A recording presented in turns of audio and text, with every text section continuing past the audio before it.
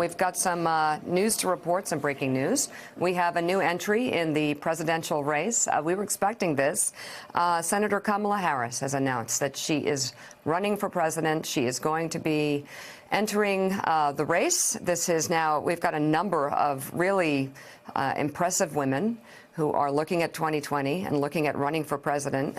She announces this, of course, on Martin Luther King Day. And Jen Heilman, not completely unexpected, but how does she impact the group we have so far? Well, look, I mean, because very early, and there's going to be a lot of Democrats who are going to get into this race. I think there are a lot of people who have thought among the more high-profile of members of that class, the people who are going to eventually fill out the field, that she is a person who has a lot going for her. We've had her on the show. She's obviously extremely smart. She's extremely tough. She's got a history that has a strong law enforcement component to it. As a prosecutor, she's made a real mark in the Senate. People will raise questions about, as they did about Barack Obama for that matter, about whether she has accomplished enough, whether her resume is long enough. But as Barack Obama proved, that was not an impediment to him getting the Democratic nomination and getting elected president twice. So she's going to, if you think about the women who are now, it's interesting, certainly notable that three of the earliest entrants into the race and three of the candidates who are going to get a lot of attention are going to raise, I would suspect, a fair amount of money and are going to be formidable. Early in this race, that the three standouts right now are Elizabeth Warren, Kirsten Gillibrand, and now Kamala Harris. Early out of the gates, whether that will lead to victory, we don't know. But it's interesting that they're out there being that aggressive and moving that fast. Well, for a lot of reasons, and especially given the Know Your Value platform and message that I push, I love the concept of women putting themselves out there and taking risks. And we saw during the midterms, Alicia, that a lot of women did that. They decided to step up and run, and a lot of them won. We now have 4 women, Kirsten Gillibrand, Elizabeth Warren, Tulsi Gabbard, and now Kamala Harris, looking at 2020, looking to run for president. How do you think she will impact the race moving forward? It's very early, but she's got an aggressive record, an aggressive resume. Right. It certainly puts that center stage. And to your point, there is a incredible diversity of candidates on the Democratic side. In addition to multiple women, you have one Latino, Julian Castro, who's running with Senator Harris, getting into the race. That means you also have African-American, Asian women in the race.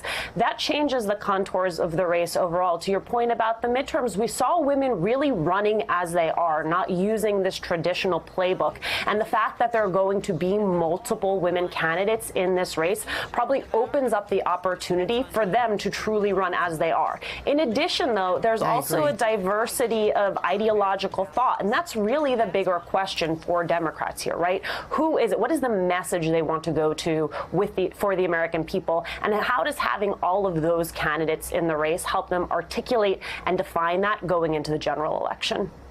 Yamiche Alcindor, your thoughts on Senator Harris jumping in, and also how the midterms might have impacted the number of women who are jumping in now. It's sort of almost like we've gotten some confidence we didn't have before that this could work. Well, I'll say this. I sat down with Senator Harris about maybe 2 months ago now, and in that interview, she told me that she was very much passionate about civil rights, very much passionate about changing the criminal justice system. And it's not lost on me that she's announcing this on Martin Luther King Day, choosing a day like this one to really honor, in some ways, the symbolism of Martin Luther King. So I think she's sending a message there. And in terms of the midterms and their impact on women running, women voters were the ones that were pushing the Democrats forward in terms of their historic taking back of the House. So I think Kamala Harris is feeling very, very excited about that and feeling as though she can have this and that she can be a formidable candidate here. I've talked to people that are close to the senator, including her line sisters and who are part of her sorority, and they say that she's someone who has always been very determined, always someone who's also very calm under pressure. So we'll just have to see if it gets to be, of course, pressurized here, because we now have so many Democrats running. But she's going to be someone that people are going to watch very closely, because she's been someone that we've been watching so closely. Yeah, no, I've really been hoping that she would jump in. John Hallman, I feel like this president, President Trump, has actually made a place for women to step up and succeed. It was the Women's March that just was gigantic when he was elected. And over the course of 2 years, every time he tried to insult or bully a woman, it backfired. He doesn't even have a name for Nancy Pelosi. And as she sits there and sort of recognizes her power, and I think he's recognizing it too and not able to get his arms around it. I do think it would be just desserts if it was a female, a woman, who replaced him in 2020 when he is running for re-election, that is, if he does. Well, we'll see, obviously, but I will say a couple things. Just, you know, look, a lot of credit doesn't, it's kind of a roundabout kind of credit that Donald Trump gets. He certainly galvanized a lot of energy among women in the country. There's no doubt about that.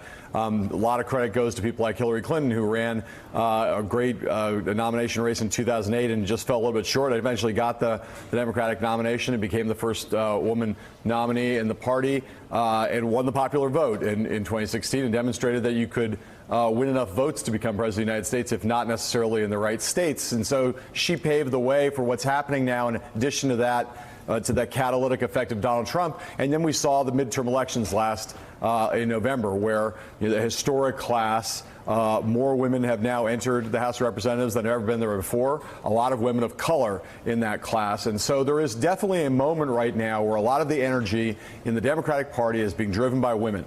And a lot of it is certainly in opposition to Donald Trump. And you got to say that in a party where right now the party is less, I think, about ideology than it is about identity, and that is an important thing to watch as we go forward. I don't like the notion of putting people in lanes, but there's no question that powerful, strong, articulate, compelling female candidates, and I'd say on Senator Harris's side, particularly a strong female candidate of color, is going to have certain kinds of advantages in this Democratic nominating electorate that others don't have. Doesn't mean a white man can't be the Democratic nominee, but there is going to be a bunch of dynamics out there related to identity that may favor Senator Harris and some of the other women who are running in 2020. Totally agree. Alicia Menendez, thank you very much for being on this morning.